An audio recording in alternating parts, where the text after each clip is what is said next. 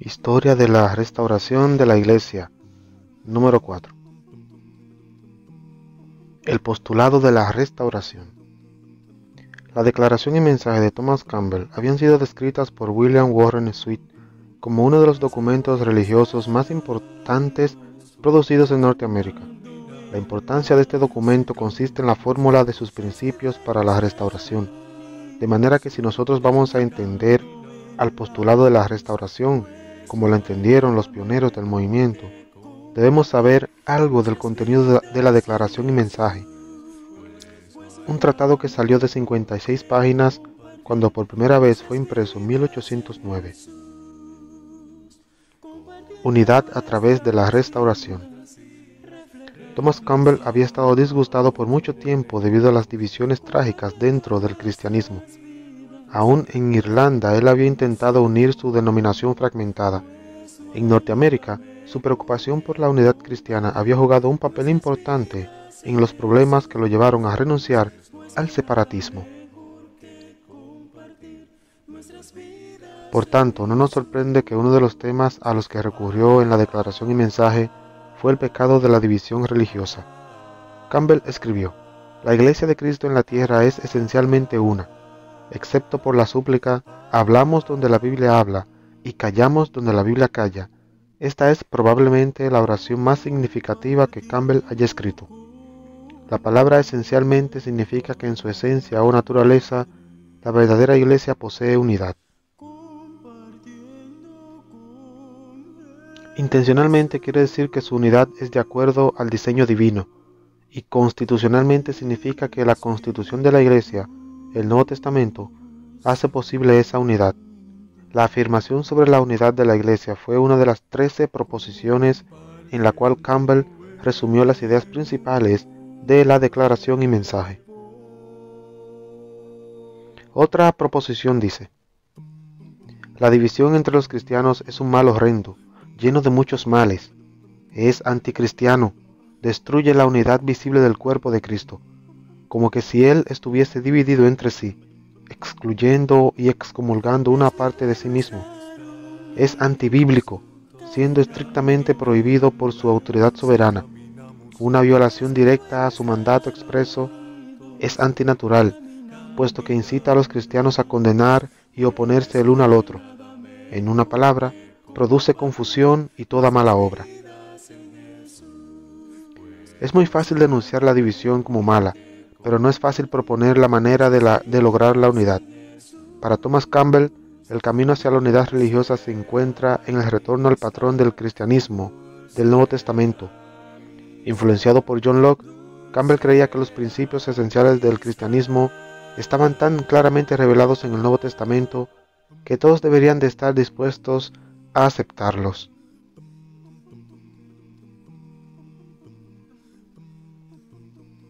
Si la unidad había de ser lograda, nada debería ser inculcado sobre los cristianos como artículo de fe o requisito para la comunión, excepto lo que está expresamente ordenado por la autoridad de nuestro Señor Jesucristo y sus apóstoles en la Iglesia del Nuevo Testamento, ya sea en términos expresos o precedentes aprobados. Por términos expresos, Campbell quiso decir mandamiento directo, y por precedentes aprobados, quiso decir los ejemplos del Nuevo Testamento. Campbell también creía que el Nuevo Testamento enseñaba por inferencia, pero no aceptaba que las verdades enseñadas por inferencia deberían ser impuestas en las conciencias de otras. Aquí entonces está uno de los conceptos principales de Thomas Campbell, en la fórmula de los postulados de la restauración. Cualquier cosa que no está expresamente autorizada en el Nuevo Testamento, por mandamiento o ejemplo, no puede ser requisito para la comunión. Así es la manera como Campbell lo expresó. Nada debe ser recibido en la fe y adoración de la Iglesia o constituirse un requisito para la comunión entre los cristianos que no sea tan antiguo como el Nuevo Testamento. Thomas Campbell creía que el Nuevo Testamento era un patrón divino para lo que Dios esperaba que fuera la Iglesia en cada época. Él describió el Nuevo Testamento como una constitución perfecta para la adoración, disciplina y gobierno de la Iglesia del Nuevo Testamento y una regla práctica perfecta para sus miembros. de la misma manera que el Antiguo Testamento lo había sido para la comunidad del Antiguo Testamento. Incidentalmente, esta distinción entre Antiguo Testamento y Nuevo Testamento era una idea nueva en los días de Campbell. Posteriormente, Alexander Campbell hizo de esta el tema de su famoso sermón sobre la ley. Con frecuencia, Campbell usó tales expresiones como la Constitución perfecta, el modelo perfecto y el estándar original para describir la autoridad del Nuevo Testamento sobre la Iglesia.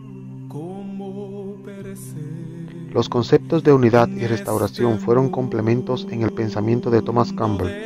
Él creía que si todas las denominaciones aceptaban el Nuevo Testamento como constitución divina para la Iglesia y voluntariamente abandonaban cualquier práctica no autorizada expresamente en el Nuevo Testamento, desaparecerían las líneas denominacionales para lograr así la unidad cristiana. Después de haber llamado al Nuevo Testamento el modelo perfecto para la Iglesia, Campbell hizo la siguiente súplica: hagamos de la manera en que se nos ha dicho que ellos hicieron, hablar como ellos hablaron, esto es, profesar y practicar como se ha mandado expresamente por precepto o precedentes en cualquier instancia posible, siendo sus ejemplos aprobados. Y al hacerlo de esa manera, nosotros estaremos realizando y exhibiendo toda la unidad y uniformidad que poseía la Iglesia primitiva.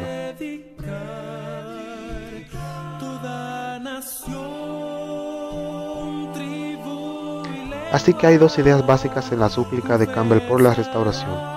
Número 1. El Nuevo Testamento es una institución divina para la Iglesia y la Iglesia no tiene ningún derecho para observar cualquier cosa que no esté expresamente autorizada en la Constitución.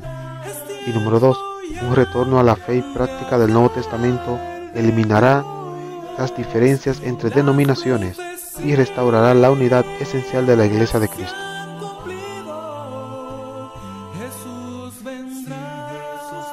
La declaración y mensaje era una afirmación muy atrevida y visionaria. Era un programa para el futuro, pero no incluyó aplicar el principio de restauración a los problemas inmediatos, como tampoco especificar lo que sería practicado o abandonado en la Iglesia restaurada. Por ejemplo, ¿qué se iba a hacer acerca del bautismo?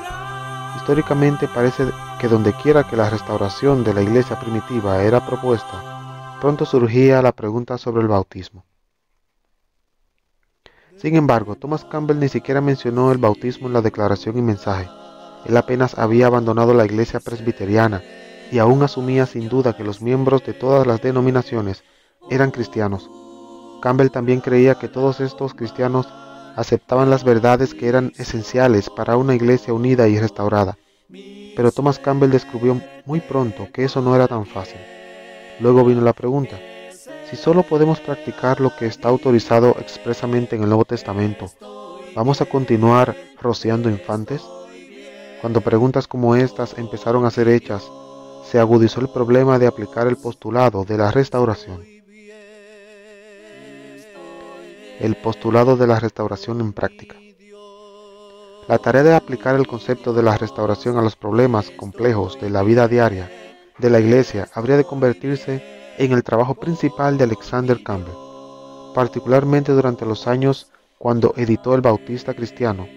El joven Campbell se dio a la tarea de comparar todas las prácticas religiosas contemporáneas con el patrón del Nuevo Testamento. Él declaró: afirmo que la Constitución de la Iglesia y sus leyes se encuentran declaradas explícitamente en el Nuevo Testamento. Principiando en 1825, Campbell escribió una serie de artículos en El Bautista Cristiano titulados Una restauración del orden antiguo de las cosas. La tarea principal o especial de estos artículos era medir las prácticas del protestantismo de acuerdo al patrón del Nuevo Testamento. Campbell inició la serie haciendo una distinción entre reforma y restauración. Él reconoció que se habían intentado muchas reformas y que los reformadores habían sido grandes bienhechores de la humanidad, pero mientras que los sistemas humanos pueden ser reformados, Campbell negó que fuera propio hablar de reformar el cristianismo. El cristianismo fue perfecto en un principio y cualquier intento de reformarlo sería tan insignificante como intentar crear un nuevo sol. Lo que se necesita, insistía Campbell, es una restauración del antiguo orden de las cosas. Esto se lograría ajustando la Iglesia de acuerdo al estándar del Nuevo Testamento. Si esto pudiera ser hecho, el resultado sería la época de oro del cristianismo, el milenio. La membresía en la Iglesia. Cuando Campbell aplicó el postulado de la restauración a la pregunta ¿cómo se hace ciudadano del reino de Cristo?, concluyó con que la fe y la inmersión eran requisitos esenciales. La declaración y mensaje de Thomas Campbell había definido la membresía de la Iglesia en términos de fe en Cristo y obediencia a Él, pero no hizo esfuerzo alguno de declarar lo que estaba incluido en la obediencia. Muy pronto, Alexander se dio cuenta que el rociamiento de infantes no estaba ordenado expresamente en el Nuevo Testamento, y después de un estudio intensivo, aceptó la inmersión. Después de esto, Campbell insistió en que la inmersión era esencial para una iglesia restaurada. Con frecuencia usaba la analogía de la naturalización para ilustrar cómo los hombres se constituían ciudadanos del reino de Cristo, como resultado quizá de ser un ciudadano naturalizado en los Estados Unidos. ¿Cómo recibieron los apóstoles la ciudadanía en el reino de Cristo? Ellos ordenaron que los hombres reconocieran la supremacía del Rey, confesándole como el Hijo de Dios y expresando su lealtad en un acto de naturalización, el bautismo. Esa es la manera que debe de ser hecho en la iglesia restaurada. Después de que los Campbell empezaron a practicar la inmersión, la primera meta de la declaración y mensaje, la unión de todos los cristianos, empezó a perderse en el trasfondo. La súplica había sido la unidad a través de un retorno al cristianismo primitivo, pero en la práctica no resultó así. La mayoría de las iglesias no aceptaron la inmersión, y cuando los Campbell llegaron a la conclusión de que la inmersión era esencial en la iglesia restaurada, ellos en efecto estaban diciendo que había una verdad bíblica que los presbiterianos, metodistas y muchos otros deberían aceptar a fin de que la unidad de la Iglesia de Cristo pudiera ser lograda. Sin embargo, aquellos habían rehusado aceptarla, de manera que las metas de unidad y restauración, complementarias en teoría, resultaron ser antagónicas en práctica. De esa manera, el movimiento de restauración confrontó un dilema triste. Había ansiado la unidad de todos los creyentes en Cristo, pero no había estado dispuesto a abandonar la búsqueda del cristianismo del Nuevo Testamento a fin de obtener la unidad. La adoración, otro ejemplo excelente de la metodología de Campbell en aplicar el postulado de restauración a los problemas concretos de la responsabilidad cristiana, se encuentra en un artículo sobre la adoración cristiana. Las iglesias norteamericanas estaban adorando a Dios en una manera desordenada, pero Campbell insistía en que había ciertos actos de la adoración autorizados divinamente que deberían ser practicados en la asamblea cristiana. El argumento de Campbell era sencillo. ¿Hay un patrón de adoración autorizado divinamente o no? Si no, es obvio que no hay ninguna limitación en cuanto a la adoración y cualquier cosa puede ser hecha en el culto. Campbell concluyó, aquellos que sostienen que no hay ningún mandato autorizado divinamente para la adoración en las asambleas cristianas, al mismo tiempo deben sostener inevitablemente que no hay desorden, error, innovación o transgresión en la adoración de la iglesia cristiana. Después de haber establecido este principio, Campbell dedicó muchos artículos a la discusión de los actos propios de la adoración cristiana en público, la observancia semanal de la Cena del Señor, el canto, la oración y la enseñanza. La organización de la Iglesia.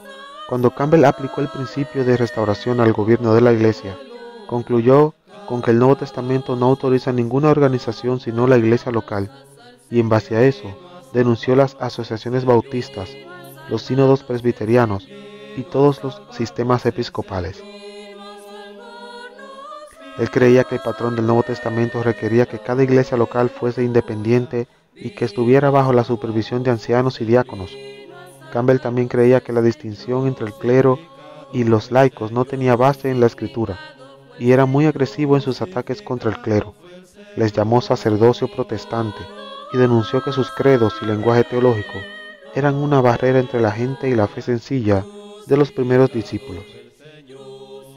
Problemas en la aplicación. Es muy fácil recitar el principio de restauración.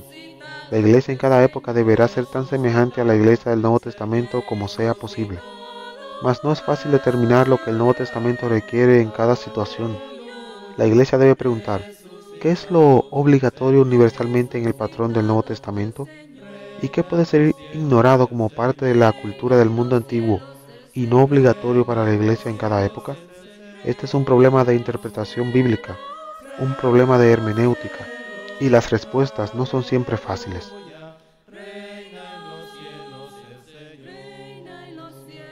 Los primeros restauradores confrontaron este problema de la misma manera nuestra. A Campbell con frecuencia le preguntaban que por qué ciertas prácticas del Nuevo Testamento ya no eran requeridas: el ósculo santo, el observar la cena del Señor por la noche, el lavamiento de pies. ¿Por qué no se requería estas cosas en la iglesia restaurada? El pensar de Campbell al tratar los ejemplos del Nuevo Testamento era estudiar cada uno de su contexto y determinar si esta era una práctica común que pareciera ser requerida de todas las iglesias, o si esta era circunstancial y que no era parte del patrón de Dios. La manera como Campbell tomaba el hecho que la iglesia de Jerusalén tenía las cosas en común ilustra su método. Él comparó la iglesia de Jerusalén con otras congregaciones del Nuevo Testamento y concluyó que no había razón para creer que todas las iglesias se les requería tener todas las cosas en común, pero hubo otros que no estuvieron de acuerdo con Campbell. Sidney Rigdon creía que el hecho de que la iglesia en Jerusalén tuviera todas las cosas en común era un modelo que posteriormente las iglesias deberían seguir, e introdujo esas prácticas en Kirtland, Ohio. Posteriormente, cuando Campbell se le opuso, Rigdon desertó y se fue con los mormones, convirtiéndose en rival de Brigham Young por el liderazgo después de la muerte de Joseph Smith. Otro problema al aplicar el postulado la restauración está en el silencio de las Escrituras. En la declaración y mensaje, Thomas Campbell había establecido que nada debería ser admitido en la fe o adoración de la iglesia a menos que fuera enseñado expresamente en el Nuevo Testamento. Pero, ¿quiso decir que cualquier cosa que no fuera mencionada en el Nuevo Testamento estaba prohibida? En 1830, Campbell y Barton Stone estuvieron en desacuerdo sobre la comunión con los que no habían sido sumergidos. Stone estaba a favor, mientras que Campbell se oponía. Stone argumentaba que no había nada en la escritura que le prohibiera tener comunión con personas no bautizadas. De esta manera, Stone estaba usando el silencio de las escrituras para permitir tal práctica. Sin embargo, Campbell respondió: no es suficiente decir que no hay mandamiento en contra de eso. ¿Hay algún mandamiento para eso? Si no hay mandamiento precedente, podemos encontrar fácilmente uno en su contra, porque cualquier cosa que no haya sido ordenada por el Señor es algo humano.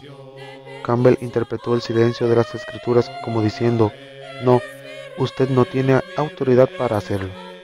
Posteriormente, Campbell admitió que algunas cosas expedientes eran necesarias, tales como los edificios para la iglesia. Pero cuando la música instrumental empezó a ser introducido en las iglesias, el silencio de la escritura se convirtió en un tema serio en el pensamiento de la restauración. En el próximo capítulo veremos a los reformadores entre los bautistas. La pregunta sobre la inmersión. Nos vemos en la próxima. Que Dios les bendiga.